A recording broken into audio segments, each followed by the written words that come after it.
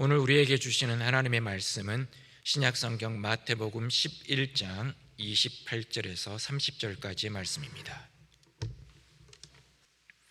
제가 가지고 있는 신약성경 18면 마태복음 11장 28절에서 30절까지 말씀 찾으셨으면 다 같이 한 목소리로 읽도록 하시겠습니다. 수고하고 무거운 짐진 자들아 다 내게로 오라. 내가 너희를 쉬게 하리라. 나는 마음이 온유하고 겸손하니 나의 멍에를 메고 내게 배우라. 그리하면 너희 마음이 쉼을 얻으리니 이는 내 멍에는 쉽고 내 짐은 가벼움이라 하시니라. 아멘. 톨스토이의 참회록에 보면 인생이 무엇인가라는 얘기를 아주 단적으로 보여주는 이야기가 하나 등장합니다. 한 나그네가 메마르고 위험한 광야를 지나가고 있었습니다. 햇볕은 너무나 따갑게 내려쬐고 있었고 목은 말라오고 입술은 점점 타 들어가기 시작했습니다. 그래서 몸은 지쳐서 흐느적거리면서 그 광야를 지나가고 있었습니다. 근데 그때 마침 느닷없이 사자 한 마리가 나타났습니다. 이 사자가 이 나그네를 보고는 막 쏜살같이 달려오는 겁니다. 먹이를 만났다고 생각해서 쏜살같이 이 사자가 이 나그네를 향해서 막 달려오고 있는 겁니다. 이 나그네는 지쳤지만 살기 위해서 막 애를 다해서 열심히 도망을 쳤습니다. 한참을 도망을 쳐도 사자가 지친 기색 없이 다가오니까 너무 힘이 들었습니다. 이제는 포기하고 싶을 정도로 막 숨이 턱에 차올랐는데 마침 우물 하나가 눈에 보이기 시작했던 겁니다. 그래서 막 그 우물을 향해서 달려갔습니다. 그런데 보니까 그 우물이 너무 깊었습니다. 어쩔 수 없이 사자의 밥이 되지 않기 위해서 그 우물 속으로 달려 들어갔습니다. 우물 속으로 몸을 던졌는데 얼마나 깊은지 한참을 내려가는 겁니다. 그러다가 덜컥 그 우물 중간쯤 어디쯤인지 나뭇가지가 하나가 딱 걸려 있었고 그 나뭇가지에 딱 이 나그네가 걸려 멈춰서게 되었던 겁니다. 그래서 밑을 바라보니까 밑이 참 아주 어느 정도까지는 모르겠지만 깊은 우물이었습니다. 근데 그 우물 바닥에서 독사가 휙휙 하면서 혓바닥을 내밀며 있는 겁니다. 그것도 한 마리가 아니라 수십 마리의 독사가 이 나그네가 떨어지기를 기다리면서 혀를 슉슉 하면서 내밀고 있는 겁니다. 아래를 보니까 독사가 그렇게 하고 있었고 위를 쳐다보니까 사자가 금방이라도 잡아먹을 듯이 으르렁거리고 있는 겁니다. 올라갈 수도 없고 내려갈 수도 없고 그런 진퇴양난의 위기에 처하게 되었습니다. 그렇게 해서 어쩔 수 없이 그곳에 그냥 나뭇가지에 매달리고 있었습니다. 시간이 얼마쯤 흘렀을까? 이제 좀 정신이 들었는지 주변을 살펴보니까 그 나뭇가지 안쪽에 보니까 꿀이 있었던 겁니다. 아마 벌들이 꿀을 모아서 그곳에 꿀을 발라 놓았던 것 같습니다. 배가 고팠던 이 나그네는 그 꿀을 손을 뻗어서 찍어서 먹기 시작을 했습니다. 꿀을 먹으니까 너무 기분이 좋아지고 상쾌해졌습니다. 야, 꿀이 진짜 달구나 라고 혼자 이야기를 했습니다. 그렇지만 시간이 흘렀기 때문에 이 나그네의 손에서 힘이 서서히 빠지기 시작했습니다. 그때 사각 사각 하는 소리가 들렸습니다. 어디서 그 소리가 나는지 이렇게 주변을 살펴보았는데 나무 밑둥에서 흰지와 검은지가 들락날락하면서 나무를 갉아먹기 시작한 겁니다. 참으로 기막힌 운명에 처해져 있었습니다. 위로 올라가면 사자밥이 될 수밖에 없었고 밑으로 내려가면 독사에게 물려서 죽을 수밖에 없었습니다. 간신히 자기 목숨을 연명하고 있는 이 나뭇가지도 흰지와 검은지가 들락날락하면서 갉아먹기 시작했습니다. 그게 결국 우리의 인생이다라는 것을 보여주고 있는 것입니다. 이 검은지와 흰지는 밤과 낮을 의미한다고 합니다. 계속해서 시간이 밤이 오고 낮이 오고 그러면서 우리의 인생을 갉아먹기 시작한다는 겁니다. 그러다 어느 순간 그 나무가 다 갉아먹히면 나무가 부러져서 떨어져서 죽는 것이 우리의 인생이라는 것입니다. 어떻게 보면 우리의 인생은 너무나 수고만 하고 너무나 고생만 하고 우리의 인생이 끝나는 것이 아닐까 생각되어집니다. 옛날 중국의 한 현인이 우리의 삶을 다음 세 가지 단어로 설명을 했습니다. 서두름, 걱정, 무침. 영어로 말하자면 리가 붙습니다. Hurry, worry, bury. 인생은 시간이 지남에 따라서 서두르기만 하다가 걱정만 하다가 결국 무덤에 묻히게 된다는 것입니다. 성경은 우리의 인생이 이 땅에서 저주를 받아서 평생 수고해야 되는 인생이다라고 이야기를 하고 있습니다. 창세기 3장 19절에 이렇게 말합니다. 내가 흙으로 돌아갈 때까지 얼굴에 땀을 흘려야 먹을 것을 먹으리니 내가 그것에서 취함을 입었음이라. 너는 흙이니 필경 흙으로 돌아갈 것이니라 라고 이야기합니다. 우리가 이 인생을 살면서 이렇게 수고하고 애쓰는 것은 왜 그럴까? 결국 죄로 말미암아 우리의 인생이 이렇게 고통스럽게 저주 가운데 수고하며 살아가게 되었다는 것을 이야기하는 것입니다. 그래서 우리의 인생의 결론은 뭐냐? 수고하고 무거운 짐을 진 존재라는 것입니다. 예수님은 이 땅에서 고생하며 죄의 짐에 짓눌린 사람들을 향해서 이렇게 말씀하십니다. 수고하고 무거운 짐진 자들아 다 내게로 오라고 초청하십니다. 예수님이 우리의 인생을 바라보시는 것은 두 가지입니다. 첫 번째는 수고하는 인생이고 두 번째는 무거운 짐을 진 인생이라는 것입니다. 수고하는 인생이라는 것은 조금 능동적인 상태를 이야기합니다. 우리의 삶은 수고하는 인생입니다. 시편 127편 2절에도 너희가 일찍 일어나고 늦게 누우며 수고의 떡을 먹음이 헛되도다라고 이야기합니다. 아침 일찍 일어나서 밤새 하루 종일 수고의 떡을 먹는 것이 헛되다라고 이야기합니다. 이사야 30장 20절에도 환난의 떡과 고생의 잔을 먹고 마시는 것이 우리의 인생이다라고 이야기를 하고 있습니다. 특별히 한국 사람들은 다른 어떤 나라보다도 더 많이 수고합니다. OECD 평균 수명이 8시간 22분이라고 합니다. 그런데 우리나라 사람들의 평균 수면 시간은 6시간 48분밖에 되지 않습니다. 그러니까 평상시 우리나라 사람들이 수면이 부족하다는 겁니다. 그리고 지금도 많이 근로시간이 단축이 되어 가긴 하지만 주 5일 근무 제도로 인해서 많이 단축이 되긴 하지만 OECD 국가 중에서 가장 근로시간이 긴 나라 중에 하나입니다. 우리나라보다 더 근로시간이 긴 나라는 OECD 국가 중에서는 멕시코밖에 없다고 합니다. 통계청의 조사에 의하면 조사에 응답한 사람들 중에서 약 81.3%가 평소에도 피곤함을 느낀다고 이야기합니다. 코로나 이후에 우리의 삶이 더 어려워져 가고 있습니다. 경기는 하강 국면에 접어들고 있고 사업을 하시는 분들의 매출은 점점 떨어지고 있고 노동자의 일거리는 점점 줄어들고 있고 물가는 올라가고 빚은 늘어가고 그래서 살기 힘든 세상이 되어져 가고 있습니다. 특히 청년들에게는 지금 이 시대가 너무나 살기 힘든 시대입니다. 그래서 3포 세대, 연애, 결혼, 출산을 포기한 세대라고 이야기합니다. 거기에다가 두 가지를 더 붙여서 5포 세대라고 합니다.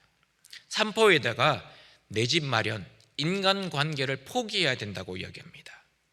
그리고 7포 세대, 5포에다가 꿈과 희망을 포기해야 되는 시대가 자신들의 세대라고 이야기를 합니다. 성경은 우리에게 이렇게 이야기합니다. 선악과를 따먹은 이후에 수고라는 단어가, 다른 말로 말하면 고통이라는 단어가, 아픔이라는 단어가, 상처라는 단어가 처음 등장하기 시작합니다. 선악과를 따먹은 하와에게 하나님이 말씀하셨습니다. 창세기 3장 16절에 내가 내게 임신하는 고통을 크게 더하리니 내가 수고하고 자식을 낳을 것이며 너는 남편을 원하고 남편은 너를 다스릴 것이니라고 하나님이 말씀합니다. 그리고 선악과를 따먹은 아담에게 하나님이 말씀합니다. 창세기 3장 17절에 땅은 너로 말미암아 저주를 받고 평생에 수고하여야 그 소산을 먹으리라고 말씀합니다. 그런데 성경을 잘 보시면요, 죄를 짓기 이전에도 일을 했습니다. 노동이 있었습니다. 아담이 동물들의 이름, 식물들의 이름을 다 지어줬습니다. 일을 했었습니다. 그때는 수고가 없었습니다. 그때는 그 일 때문에 고통이 없었습니다. 일하는 것이 그들의 삶에 아픔이나 고통으로 다가오지 않았습니다. 그런데 죄를 짓고 나서 일이 수고가 되었고, 일이 고생이 되었고, 일이 고통이 되었던 것입니다. 인간은 결국 죄 때문에 수고해야 되었던 것입니다. 수고라는 말은 노동을 한다는 뜻이 아닙니다. 노동을 하지만, 일을 하지만 그 일에 짓눌려서 이 일이 즐겁지 않은, 일이 괴로운 상태, 이 일이 고통스러운 상태를 말하는 것이 수고입니다. 무슨 일을 하는데 그 일이 즐겁지 않고, 그 일이 고통스럽고, 그 일이 힘든 것이 수고라는 것입니다. 연애를 합니다. 남녀가 만나서 데이트를 하고 연애를 합니다. 만나는 것이 좋고 같이 있는 것이 행복하고 즐겁습니다.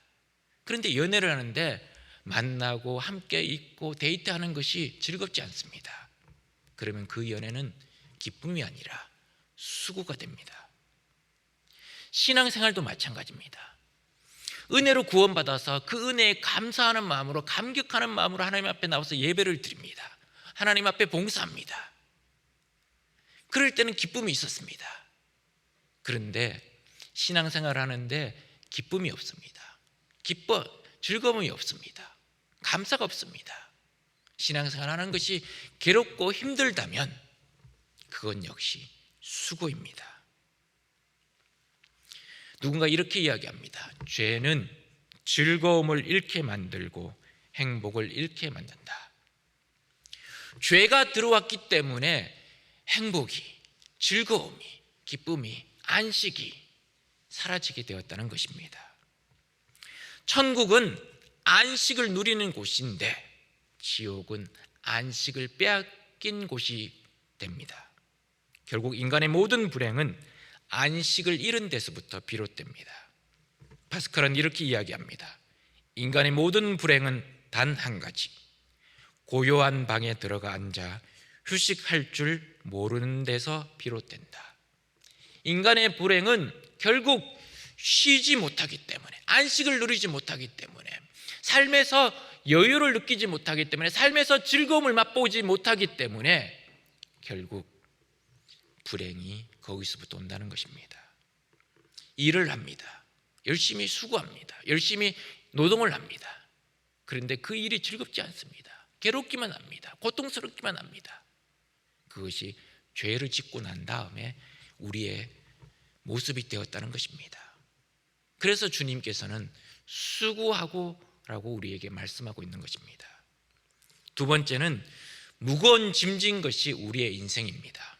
이것은 좀 수동적인 상태를 이야기합니다. 본문의 무거운 짐은 세 가지를 이야기할 수 있습니다. 첫 번째는 죄의 짐을 이야기합니다. 죄를 지은 인간은 이 세상 어디를 가도 안식을 누릴 수가 없었습니다.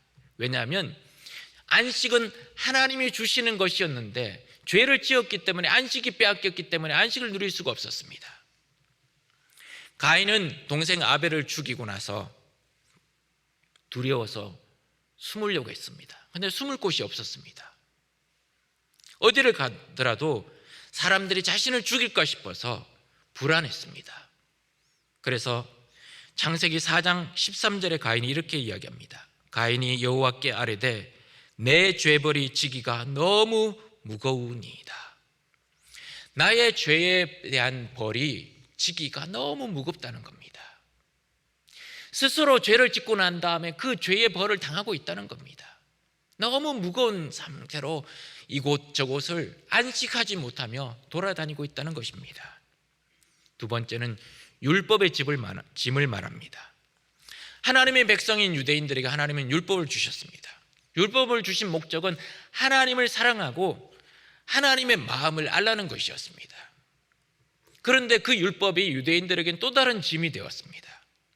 대표적인 것이 이 다음에 나오는 마태복음 12장에 나오는 안식일입니다. 이 안식일은 하나님이 유대인들뿐만 아니라 우리에게 쉼을 주시기 위해서 제정하신 날입니다. 안식하기 위해서 주신 날이 이 안식일입니다.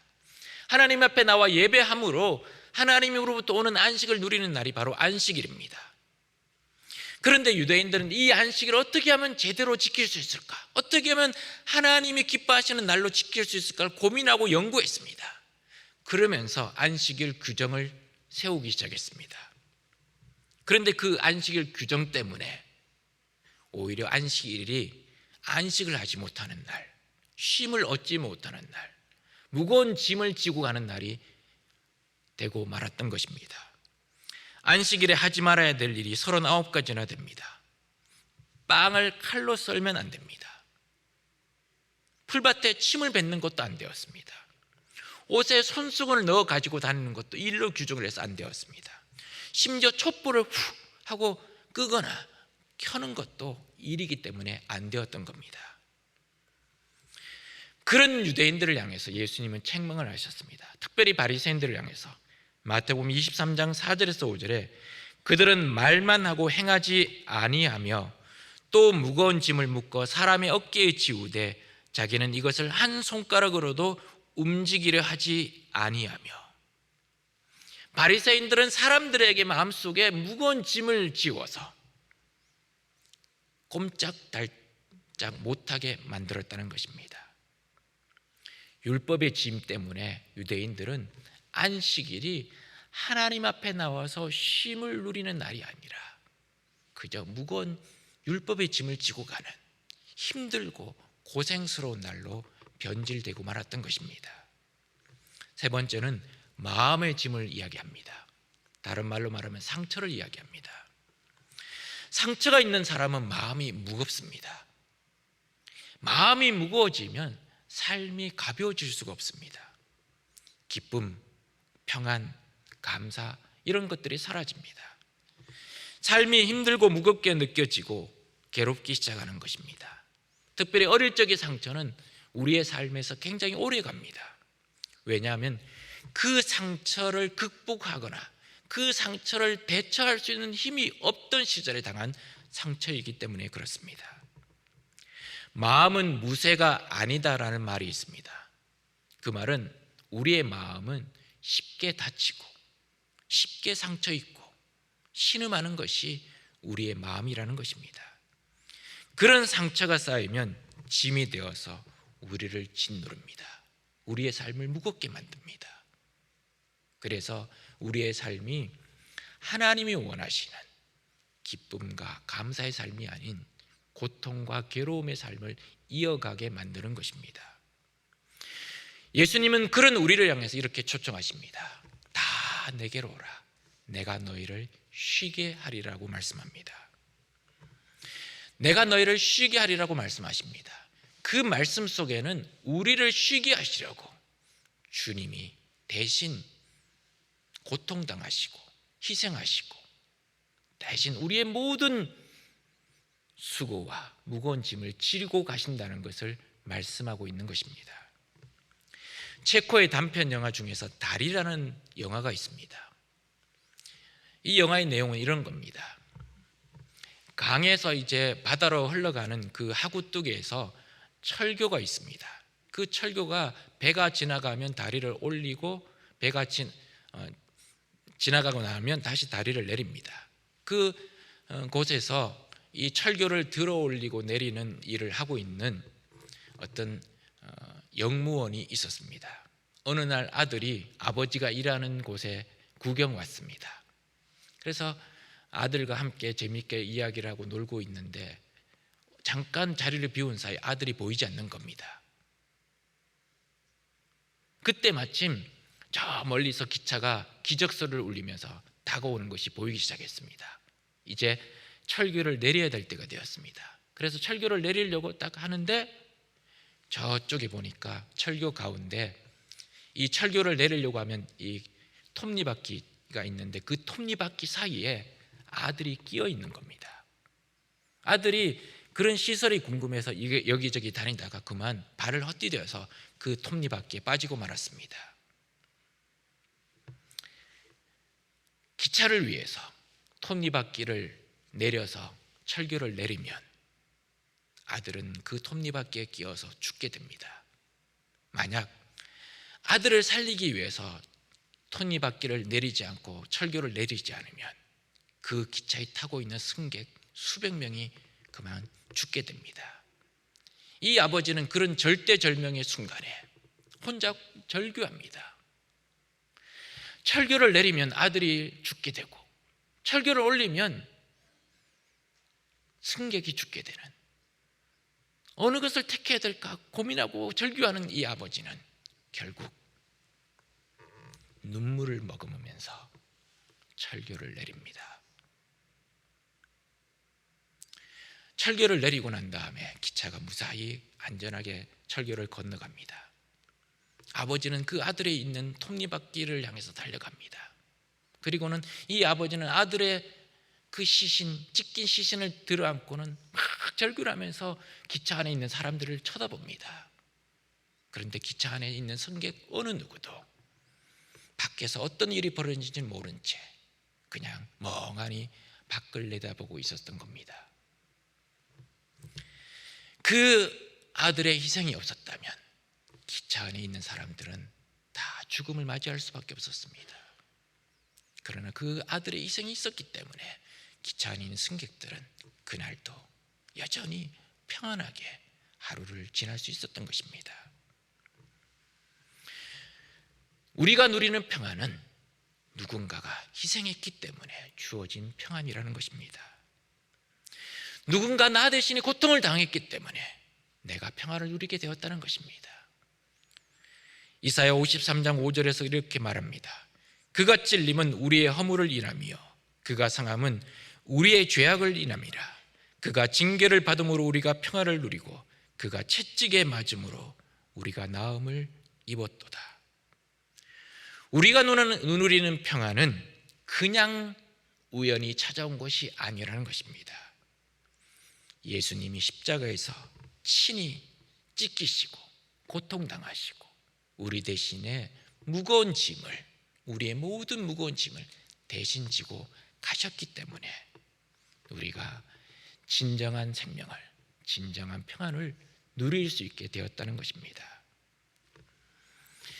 그 모든 고통과 희생과 눈물과 상처를 다 안으시고 주님은 십자가를 지셨습니다.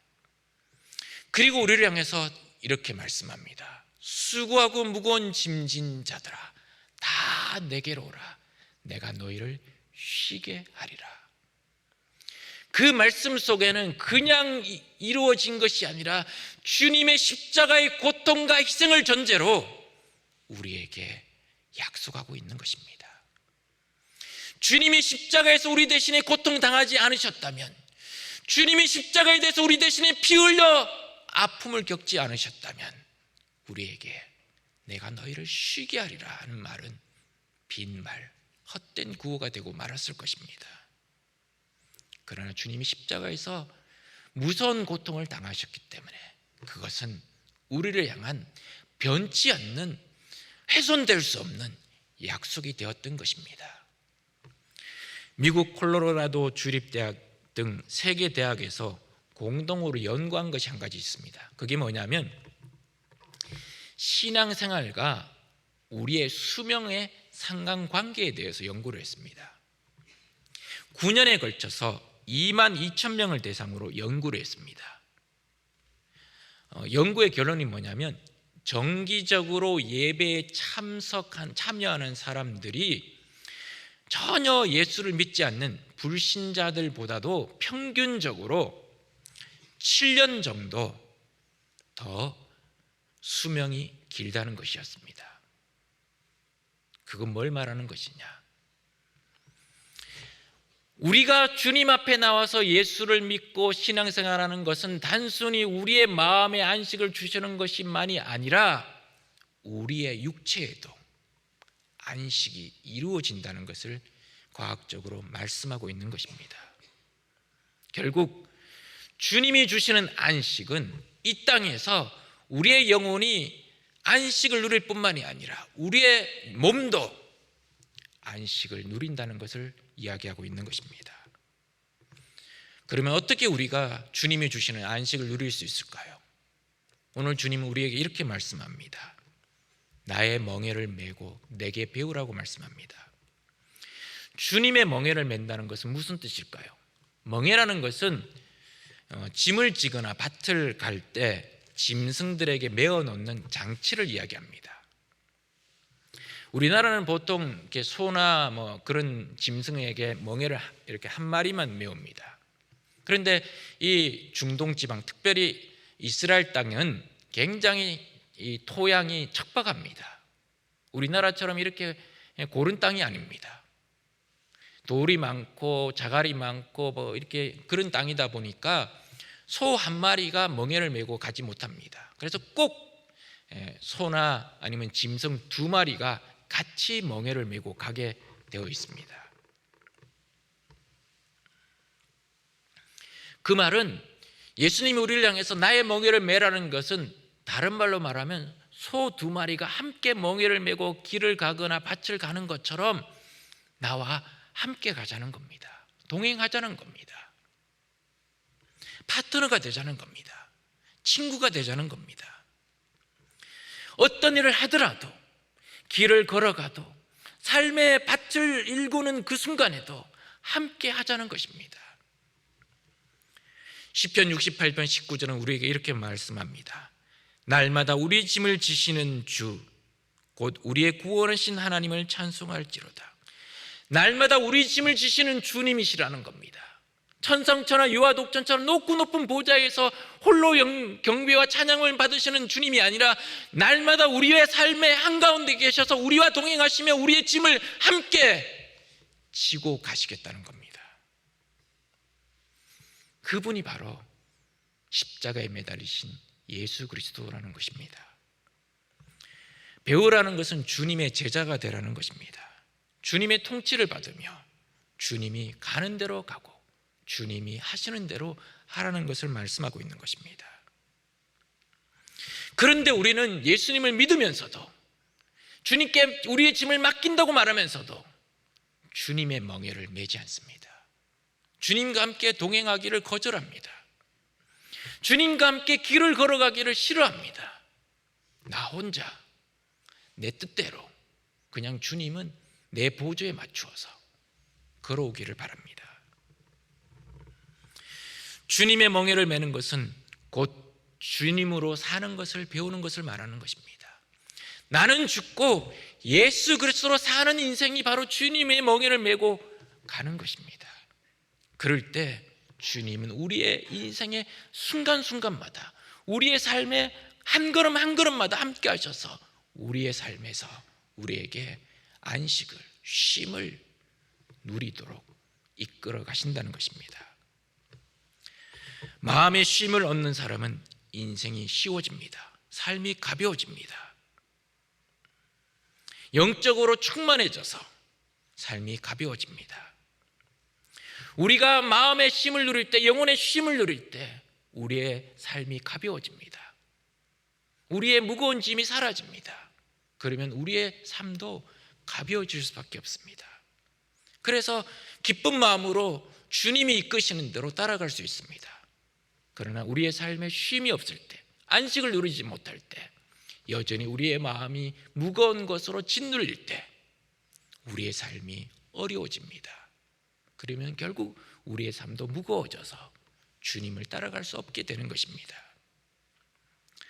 한 선교사님이 기차 여행을 하고 있었습니다. 바로 앞자리에 한 젊은이가 앉아 있었습니다. 그런데 얼굴이 너무 창백한 겁니다. 직감적으로 이 청년이 삶을 너무 힘겨워해서, 삶을 포기해서 자살할 수도 있겠다라는 그런 마음의 느낌을 받았습니다. 그래서 선교사님이 이 청년에게 말을 걸기 시작했습니다. 그러다가 전도를 했습니다. 형제님, 예수님을 믿고 하나님을 의지하고 형제님이 만약 수고하고 무거운 짐이 있다면 그분께 다 맡기면 진정한 평안을, 마음의 안식을 누릴 수 있습니다.